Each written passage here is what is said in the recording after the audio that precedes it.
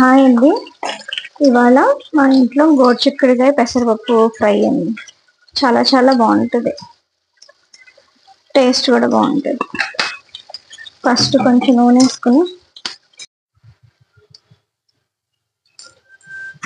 కొంచెం ఉల్లిపాయలు, కరివేపాకు ఇవి కొంచెం బాగా ఫ్రై అయినాక గోరుచిక్కుడుకాయలు వేసుకోవాలి. ఉల్లిపాయలు కొంచెం అలా కలర్ మారినాక కొంచెం పసుపు వేసేసుకుని ఈ గోరుచిక్కుడుకాయలు ముందే కట్ చేసుకుని ఒక విజిల్ రానివ్వాలి. సన్నగా కట్ చేసుకోవాలి. ఒక విజిల్ వచ్చినాక కట్టేసుకుంటే ఇలా ముక్కగానే ఉంటుంది. ఫ్రై అవటానికి బాగుంటుంది. ఈ ఒక 2 నిమిషాలు వేయించుకుంటే సరిపోతుంది. పెసరపప్పు కడిగి శుభ్రంగా నానబెట్టుకోవాలి. ఒక అరగంట ముందు నానబెట్టుకుంటే ఇలా మెత్తగా అవుతుంది. దీన్ని వేగినాక దాంట్లో వేసేసుకోవాలి. గోరుచిక్కుడుకాయలు కొంచెం ఫ్రై అయినాక కూరలోకి సరిపడా ఉప్పు, ముందు కొంచెం ఉప్పు వేసేసుకోవాలి.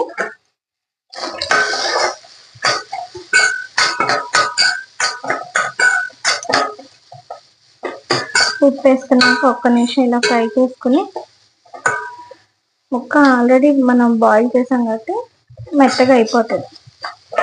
ఇప్పుడు ముందే ఒక అరగంట ముందు నానబెట్టుకున్నాం కదా పెసరపప్పు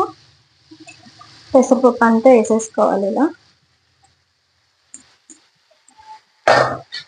వేసుకుని దీన్ని ఒక 2 నిమిషాలు ఫ్రై చేసుకోవాలి. సిమ్లోనే వండుకోవాలి ఈ కూరని. పెసరపప్పు వేసుకున్నాక ఒక 2 నిమిషాలు వేయించుకున్నాక ఒక స్పూన్ కారం వేసుకోవాలి. కూరకు సరిపడా కారం. దీంట్లో అల్లం వెల్లిపాయ పేస్ట్ అసలు వేయకూడదు, నేనైతే వేసుకోనండి.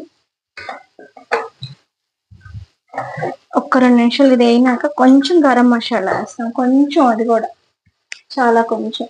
కారం వేసుకుని 2 నిమిషాలు ఫ్రై చేసుకున్నాక కొంచెం ఇంట్లో తయారు చేసుకుని గరం మసాలా చాలా ఘాటు ఉంటుంది. కొంచెం చాలా, ఈ చిన్న స్పూన్తో సగం